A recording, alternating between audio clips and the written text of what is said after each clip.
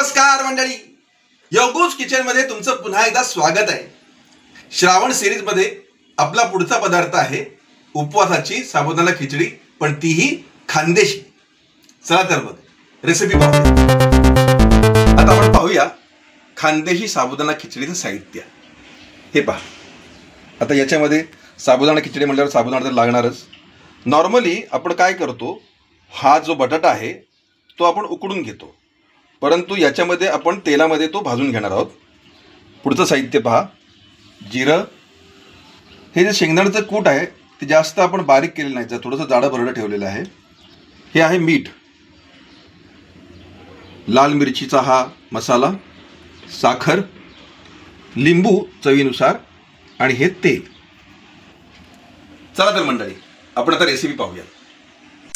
तर मंडळी सर्वप्रथम आपण तेल घेतलेलं आहे, ते आपण असं कढाईमध्ये टाकलेलं आहे। संपूर्ण तेल व्यवस्थित कढईत टाकलेलं आहे। कढई तापत ठेवल्यामुळे ते आता लवकरच गरम होईल।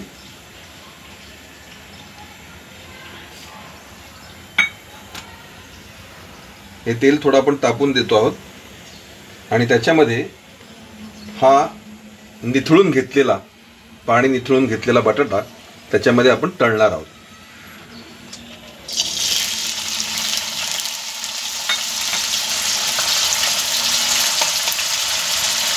हा पहा मंडळी, छान तेल तापलेलं आहे आणि हा बटाटा सुद्धा तळतळतो आहे। आपण छानपैकी तो तळून घ्यायचा आहे।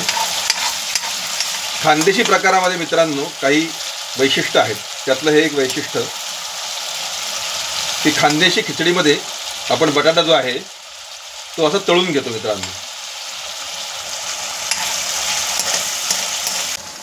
तर मंडळी तुम्ही बघू शकता, खानदेशी प्रकारच्या साबुदाणा खिचडीमध्ये आपण बटाटा तेलामध्ये तळून घेतलेला आहे। जोपर्यंत बटाटा तळला जात आहे, आपण काय करूया, या आपल्या साबुदाण्यामध्ये, भिजवून घेतलेल्या साबुदाण्यामध्ये आपण एक कूड जे आहे ते छानपैकी असं एकजीव करून घेऊयात। संपूर्ण कूड जे आहे ते आपण ह्यात मिक्स करूयात। हे पहा, वाह, वेगळीच लज्जत देणारे मंडळी। खानदेशी खिचडी सुटसुटीत मस्तपैकी कुरकुरीत अशी छान।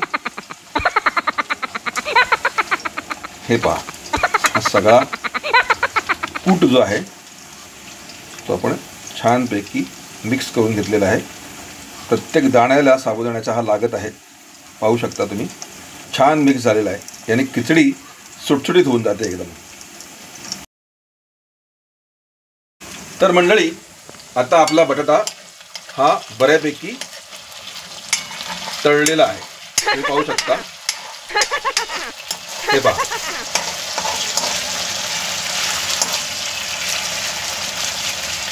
अतिशय उत्तमरित्या हा असा आपण तळून घेतलेला आहे। तर मंडळी आपला हा बटाटा अशा रीतीनं तेलामध्ये बऱ्यापैकी तळलेला आहे, बऱ्यापैकी शिजलेला आहे तो। आणि आता आपण काय करणार आहोत, याच्या बरोबरीनच हे जे छोट्या चमच्यामध्ये हे जिरं घेतलेलं आहे, पण ते असं छानपैकी पसरून याच्यावरती टाकून आपण परतून घेऊयात। मला असं वाटतं की आणखीन एक चमचा घेऊयात। हे पहा, आणि असे छानपैकी हे परतून घेऊयात। 2 चमचे आपण जिरे टाकलेले, पण छोटे चमचे, मसाल्याच्या डब्यामध्ये असतात ना तसे। आता हा बटाटा सुद्धा छान तेलामध्ये शिजलेला आहे, आपण तो तेलात तळून घेतलेला आहे। आणि याच्यानंतर आपण त्याच्यावरती चवीनुसार लाल तिखट मसाला टाकणार आहोत मंडळी। तोपर्यंत हा जरा छानपैकी शिजू देत। तर हे पहा मंडळी, हा लहान चमचा मसाला आपण 2 चमचे हे लहान चमचे घेऊयात। हा यात टाकलेला आहे मस्तपैकी। एक वेगळाच तडका याला बसणार आहे मित्रांनो, वेगळी चव येणार आहे ह्या लाल मिरची मसाल्यामुळे। आणि हा असा परतून घ्यायचा त्याच्यामध्ये, तर ती सगळी जी टेस्ट आहे लाल मिरचीच्या मसाल्याची ती बटाट्यामध्ये उतरते मित्रांनो। आणि अशा प्रकारची ही खानदेशी साबुदाणा खिचडी, खानदेशी, आपल्याला वेगळीच पाहायला मिळते आज मित्रांनो। सगळ्यात महत्वाचं म्हणजे ज्याच्यामुळे जीवनाला सगळ्याच पदार्थांना चव येते ते हे आपलं मीठ. मीठ आपण टाकतोय मित्रांनो, 1 चमचा आपण चवीनुसार टाकलेलं आहे. ह्या शिजणाऱ्या बटाट्यामध्येच हलगत वरती टाकायचं, छान पसरवून असं, आणि ते लगेच मिक्स करून घ्यायचं मित्रांनो.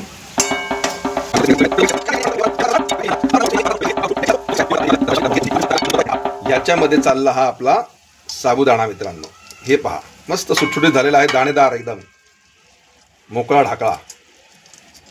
ह्यात आपण कूट मिक्स करून घेतलेलं आहे मित्रांनो, वाटीभर कूट, आणि प्रत्येक दाण्याला हे कूट असं मस्तपैकी लागल्यामुळे असा हा सुटसुटीत झालेला साबुदाणा आपण यात पूर्णपणे टाकलेला आहे. आणि तो छानपैकी मित्रांनो तो आपल्याला हलवून घ्यायचा आहे.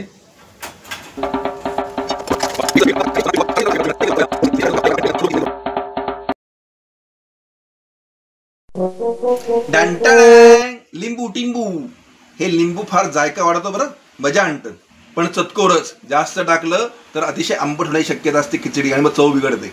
तर हे चतकोर लिंबू मस्तपैकी असं सर्वत्र सारखं पिळून घ्यायचं मित्रांनो. वा वा वा वा,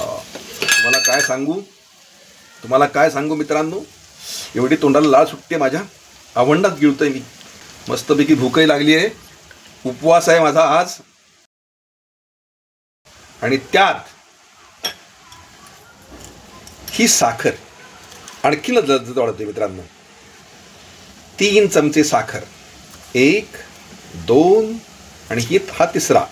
पण हे छोटे चमचे ना मित्रांनो, लक्षात ठेवा, मोठे चमचे नाहीत, आता चव बिघडेल सगळी आपली.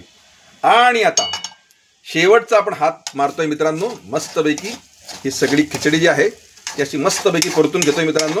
हे सगळं करत असताना मित्रांनो आपण मंद आचेवरती ठेवायचा गॅस, खूप जास्त वाढवायचं नाही, नाहीतर खिचडी करपण्याची शक्यता असते. हे पहा मित्रांनो, मस्तपैकी एकजीव केलेला आहे. आणि तुम्हाला खोटं सांगतोय मित्रांनो, खरं सांगतो, शपथेवर सांगतो की अशी मस्त हल्ली असणार आहे ही खिचडी. तर नक्की मित्रांनो तुम्ही करून पहा घरी, खानदेशी उपवासाची साबुदाणा खिचडी. आपण संपूर्ण रेसिपी पाहिलीत, पण सगळ्यात महत्त्वाची गोष्ट राहिली, खिचडी सारखी तापवल्यामुळे किंवा सारखी शिजवल्यामुळे ती कडक होण्याची शक्यता असते. त्यामुळे थोडंसं पाणी आपण ग्लासात घेतलं आणि ते असं छानपैकी याच्यावरती शिंपडलं, हपका मारला त्याला म्हणतात आपण, आणि हलवून घ्यायची थोडीशी मित्रांनो अशी छानपैकी, कारण खाली ती कडक जाण्याची शक्यता असते मित्रांनो, कडक होण्याची शक्यता असते. अशी छानपैकी हलवून घेतली, त्याच्यामुळे थोडीशी ती नरम राहते.